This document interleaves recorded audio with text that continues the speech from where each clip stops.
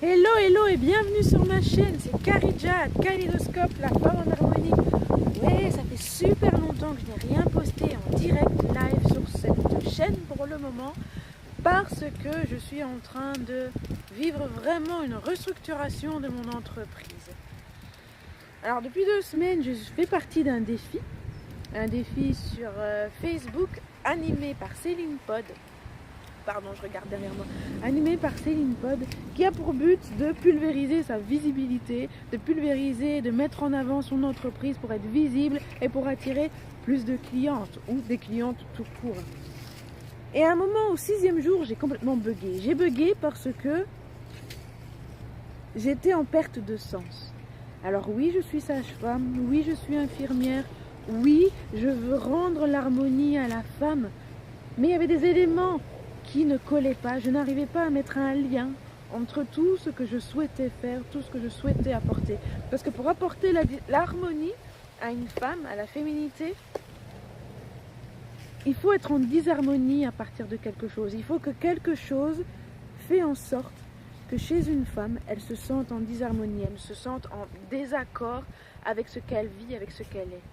Mais comment la sensibiliser à cela juste en lui apportant mon aide au niveau de la santé, juste en lui apportant mon aide au niveau de l'alimentation, ça n'avait pas de sens, ça ne se structurait pas. Jusqu'au jour où j'ai décidé, où je me suis rendu compte que ce qui faisait vraiment sens pour moi, ce qui vivait réellement au travers de moi, c'était le fait que je voulais accompagner la femme qui avait été abusée, qui avait été abîmée par la vie et dont sa féminité était devenue fragile. Et là, tu vois, tout prend son sens. Parce que je peux rester dans la nature, je peux rester dans l'alimentation, je peux rester dans les soins naturels, je peux rester dans tout ce qui est important pour toi, mais dans le but de t'aider psycho-émotionnellement également dans cette réalité qui fait partie de la tienne.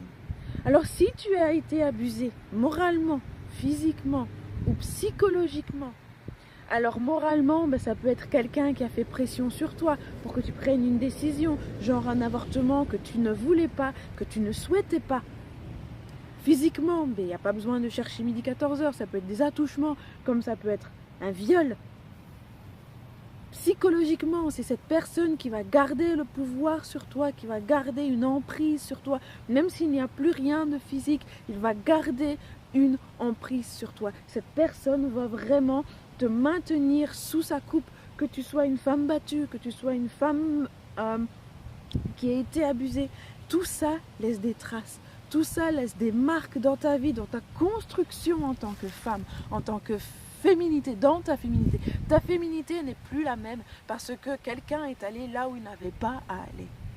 Et quand je me suis rendu compte de cela, quand je me suis rendu compte que c'était ça qui me faisait vivre, qui me faisait vibrer, qui vraiment me poussait à aller vers toi, les choses se sont éclaircies, les choses se sont éclairées et j'ai commencé à penser à toi la femme qui a été abusée, dont la féminité est abîmée.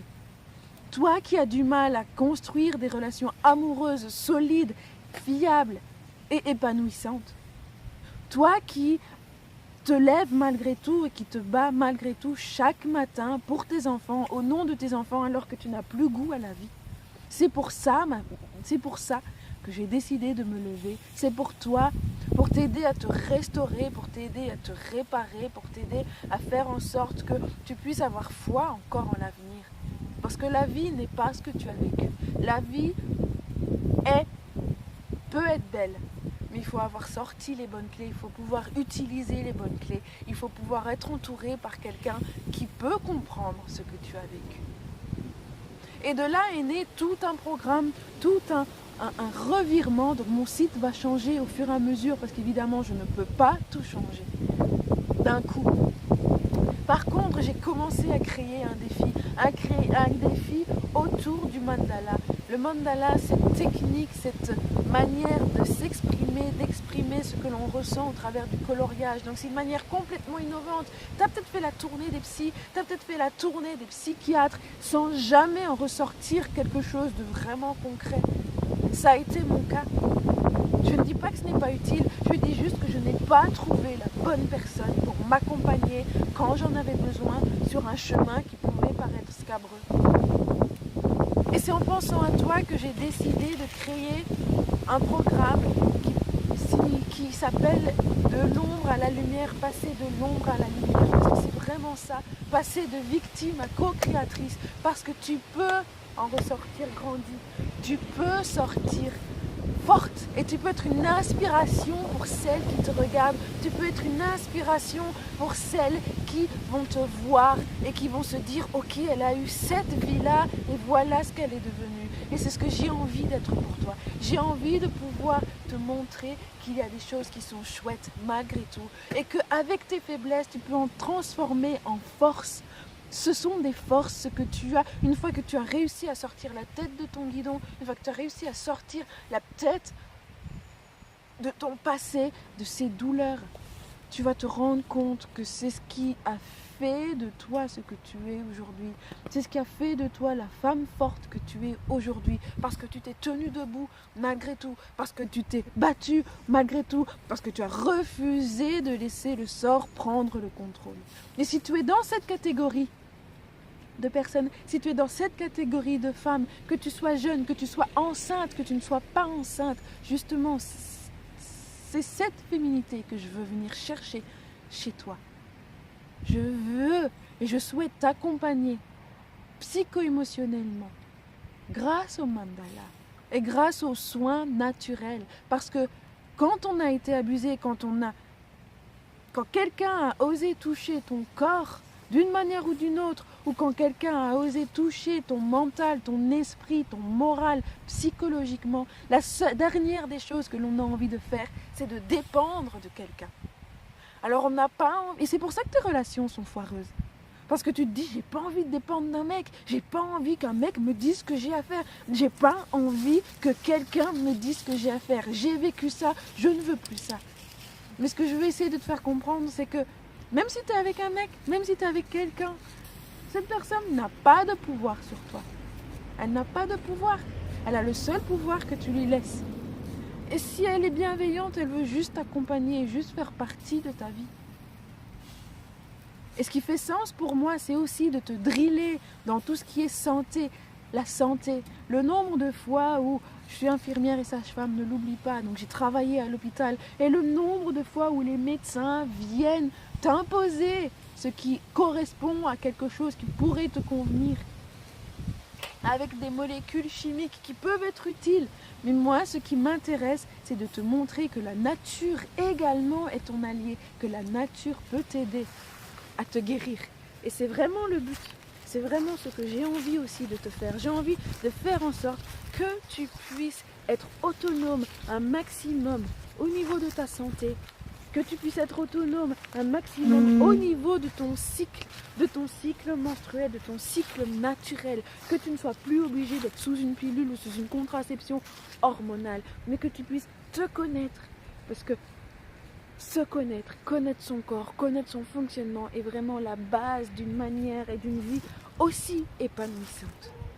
Alors il y a la santé qui m'intéresse au naturel et je vais aussi te guider là-dedans et je vais aussi te soigner là-dedans. Donc j'ai un côté psycho-émotionnel parce que je pars du principe que si tu as des douleurs physiques, c'est parce que éventuellement psychologiquement il y a quelque chose qui ne va pas. Si tu souffres d'infertilité, si tu souffres d'endométriose, si tu souffres de fibromyalgie, si tu souffres de difficultés avec ton image, si tu as des troubles alimentaires style boulimie, anorexie, tu es à la bonne porte si tu viens me voir parce que je vais t'accompagner sur ce chemin. Alors le premier chemin, c'est un défi qui va parler de l'enfant intérieur, qui va te permettre d'aller chercher cet enfant blessé et essayer de la restaurer par toi-même. Ensuite, le deuxième défi, c'est celui du pardon. Parce que j'ai découvert que dans la vie, tu ne peux pas avancer. Tu ne peux pas être restauré si tu n'as pas cette notion de pardon. Alors tu vas me dire, ouais, c'est facile, Karidja, mais tu ne sais pas ce que j'ai vécu. Non, je ne sais pas ce que tu as vécu. Concrètement, je ne sais pas. Mais je sais ce que moi j'ai vécu. D'accord? Et le pardon, paradoxalement, c'est ce qui va te libérer. Donc ça, c'est un défi sur lequel je me base aussi. Que ce soit en présentiel, si tu viens chez moi dans mon cabinet, on va travailler là-dessus, tu auras un livre sur lequel tu vas pouvoir travailler. Et en parallèle, quand tu viendras dans mon cabinet, on va travailler aussi sur tout ce qui est fleurs de bac. Je vais travailler sur ton corps. La relation entre le corps et l'esprit est vraiment importante pour moi. Alors voilà pourquoi j'ai été un petit peu déconnectée, un peu moins présente sur le web, un peu moins présente sur ma chaîne, un peu moins présente sur mon site. Mais c'est parce que je suis en train de préparer quelque chose d'énorme pour toi et quelque chose qui fait sens pour moi. Alors si tu es sensible à tout cela, si tu souffres de fibromyalgie, d'endométriose, d'infertilité, de troubles de l'alimentation parce que tu n'aimes pas ton image, si tu as une image négative de toi-même, tu peux venir me trouver, tu peux venir chez moi et ensemble, on va vraiment essayer de trouver un chemin. Je vais essayer de te restaurer, je vais essayer de t'aider par la puissance qui m'est donnée du Très-Haut. Je vais vraiment essayer de